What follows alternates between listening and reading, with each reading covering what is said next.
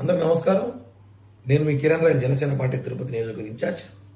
కాసేపు కిందట మాజీ జనసైనికుడు, తాజా వైఎస్సీపీ నాయకుడు పోతిరి మహేష్ కొన్ని కామెంట్లు చేశాడు. ఇప్పుడు చూశాను. ఆయన ఏదో చాలాసేపు మాట్లాడాడు వీడియో. అంతసేపు సోది మనకు అవసరం లేదు. ఆయన సోది రెండే పాయింట్లు నేను అడుగుతా, దానికి ఆన్సర్ చెప్తే చాలు.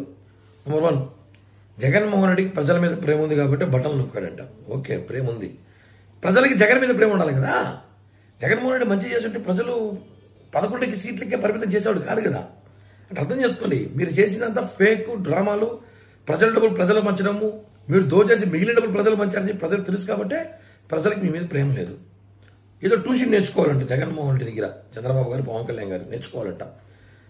ఒకటే అడుగుతుంది, ఏం ట్యూషన్ నేర్చుకోవాలైనా? బాబాయ్ నటి చంపేయాలి, బాత్రూంలో చంపాలా, బెడ్రూమ్లో చంపాలా, బీసీ ఎస్సీ నాయకుల్ని ఎలా కొట్టాలి, ఎలా చంపాలి, చంపేసిన వాళ్ళని ఎలా వెనకేసుకుని తిరగాలి, అమ్మ చెల్లెల్ని ఆస్తుల కోసం ఎలా బయట తరిమేయాలి, ఇవి నేర్చుకోవాలా? ట్యూషన్ నేర్చుకోవాలంటావు? అది ఏం నేర్చుకోవాలి చెప్తే నేర్చుకొని చూద్దాం. ఇన్ని రోజులు 175 చెప్తున్నారు, ఇప్పుడు ఏకంగా డబల్ సెంచరీ అంట.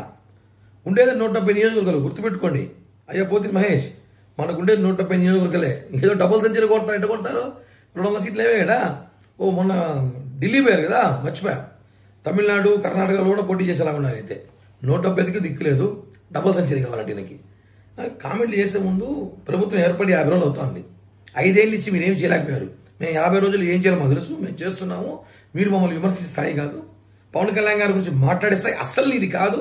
కాబట్టి ఒకసారి సోది మాట్లాడే ముందు ఈ 3 పాయింట్కి ఆన్సర్ చెప్పి మాట్లాడితే బాగుంటుందని చెప్పి కూడా తెలియజేస్తున్నాం.